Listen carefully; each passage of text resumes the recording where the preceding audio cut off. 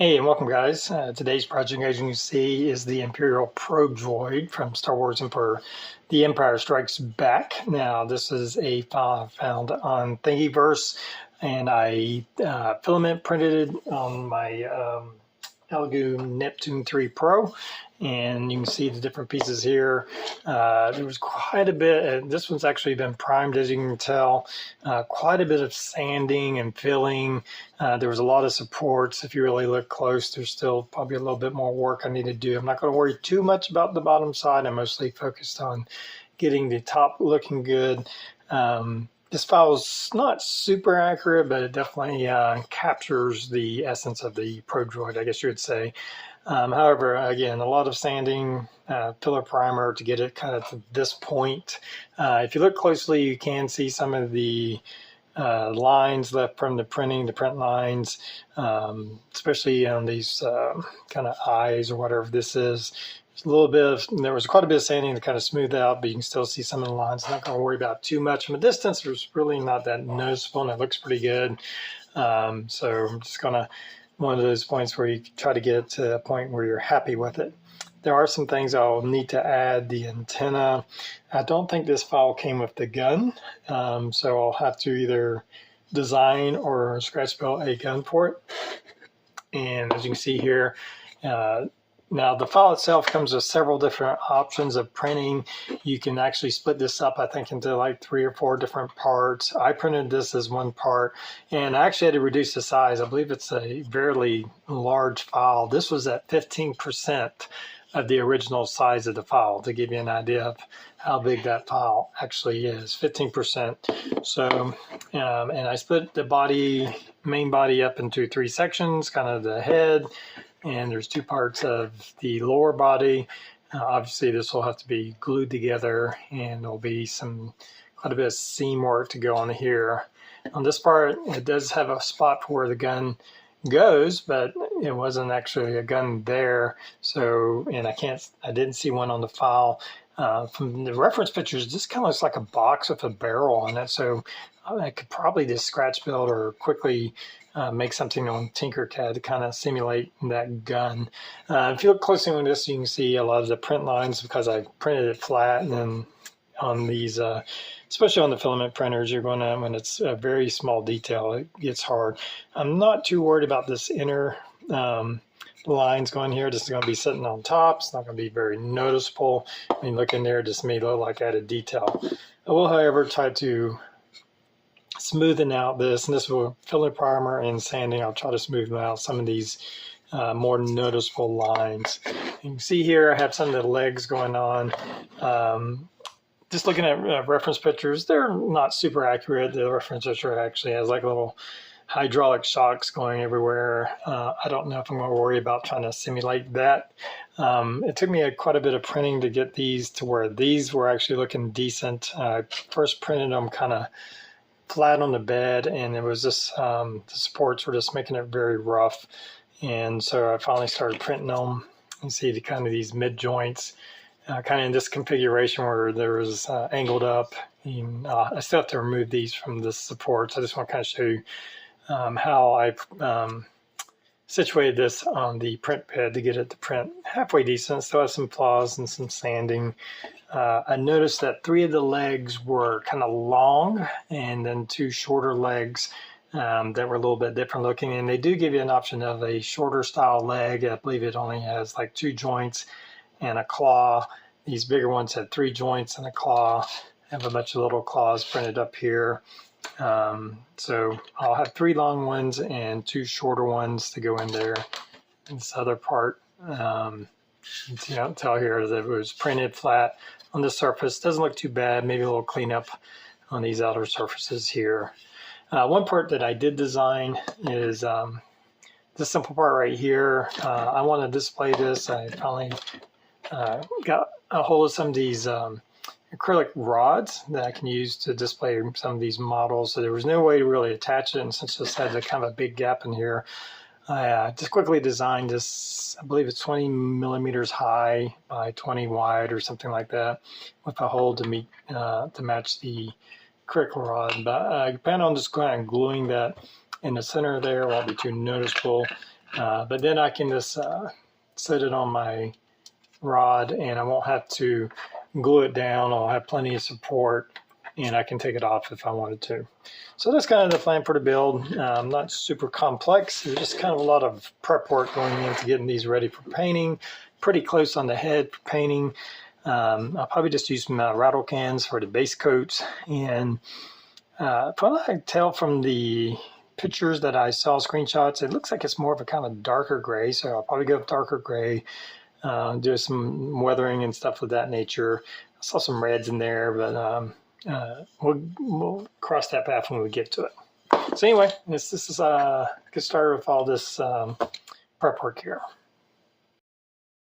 All right, well, I was looking at a picture of, I believe, a screenshot of the probe droid, and it looked like there was a gap, or not a gap, but a kind of a spacer in between these two parts. So I got on Tinkercad and made this little part right here. It's about 1.5 millimeters thick. Probably could have gone a little bit thicker, but that will fit right into here.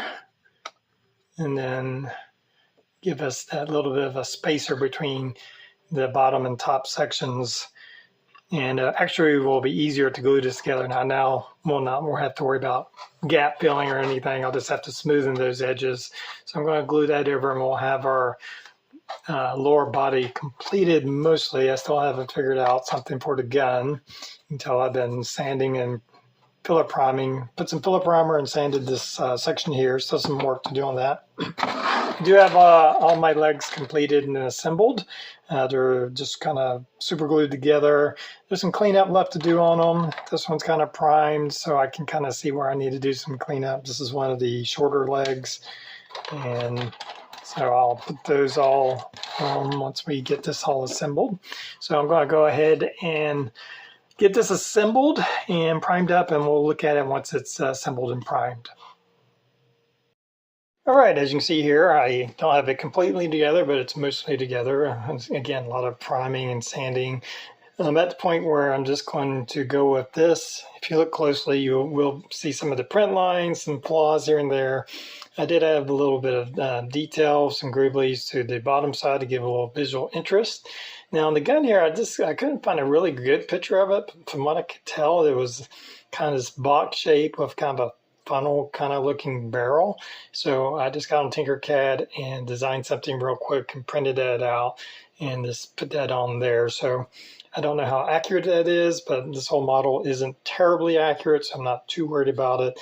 As you can see here, I've added some antenna to the top of our upper body or the head or whatever it may be.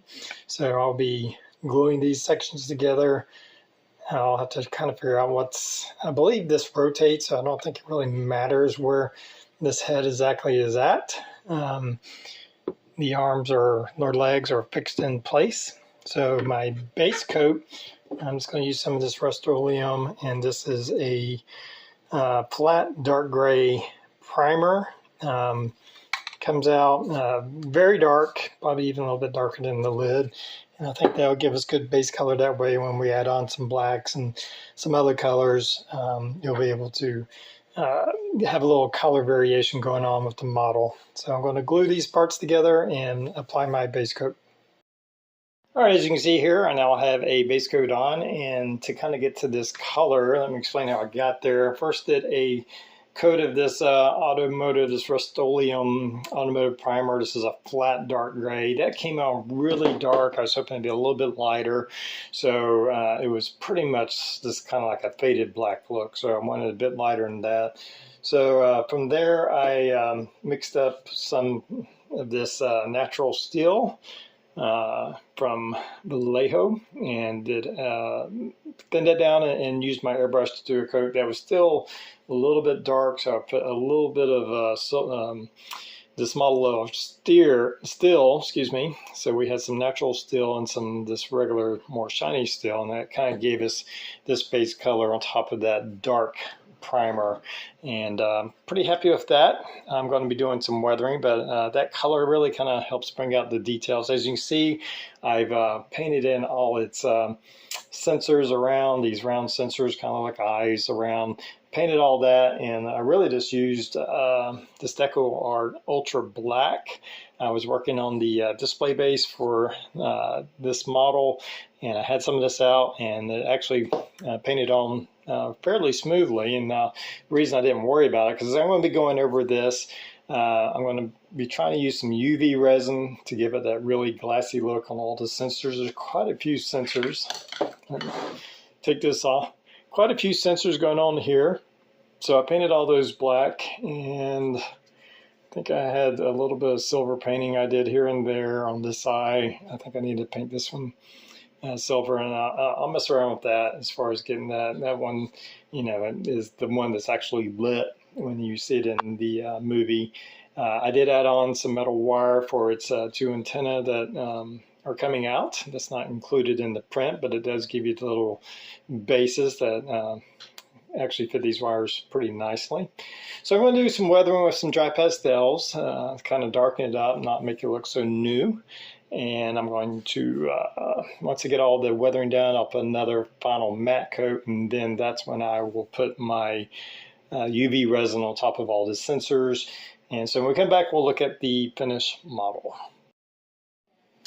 Well, here is our finished Imperial Probe Droid. Really happy how it came out. I finished up doing the weathering, did some dry pastels, some dry brushing with some silver to kind of make these edges look like the bare metals being exposed. Also did a little bit, I bought these weathering pencils at Model Show, AtlantaCon this year.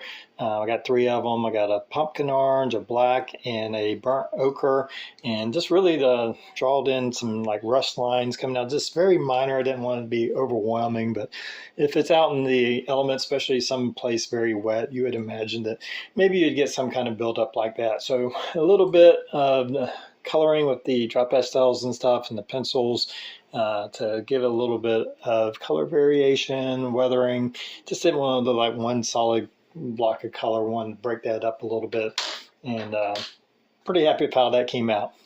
As you can see, our sensors, or the eyes to the droid, are all glossy now. Really happy about that came out.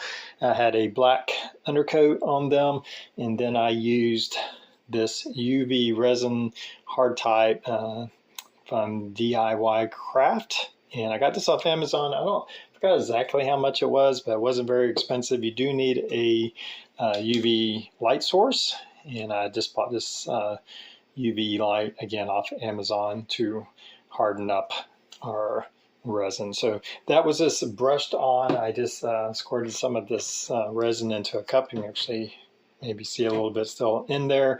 Used a paintbrush, painted it on. It kind of self-levels. So I give it a second to kind of self-level. Then I hit it with the UV light to harden that up. So I'm really happy how that came out. It got the effect I was looking for. And I think in the movie it's not really that glossy, but this is the effect I wanted. And I think the glossiness of the black sensors has a nice contrast to the rest of the model, and helps it kind of give it some personality and bring out the details of it. As you can see, it's mounted on the base here. So that's just one of those wood display bases you can get at hobby stores. I put some foam, some of this, I forgot what it's called, the insulating foam, cut a little section, kind of broke it apart to kind of give it a little bit of a level change. And then tried something new that I saw on YouTube, an easy way to do a snow effect, and I'm really happy with it. It's kind of washing out the white color, but I had some rocks and stuff on here, of course the textured insulating foam. And what I did is, and what I saw, very simple formula. It was Mod Podge with baking soda and white glue, and you mix that all together. I didn't have any exact amounts, just mixed together a kind of flurry of it, and then you just brush it onto your where the surface that you're going to be making your snow. And then I hit it with a heat gun, and it caused a little bit of reaction with the baking soda, and it kind of bubbles up a little bit, kind of foams, and when it settles back down, you get this really nice texture, and it's very random, and has a nice look to it. I think I did, once it dried, I put a satin clear coat on it to give a little bit of a sheen, to kind of look like snow. I didn't want to go full glossy, but I didn't want it to be matte either. And for a very simple process, really like the way that turned out. I did use a acrylic rod. I got these off of Amazon, just clear acrylic rods. You can get them with different sizes and shape. Wasn't too expensive.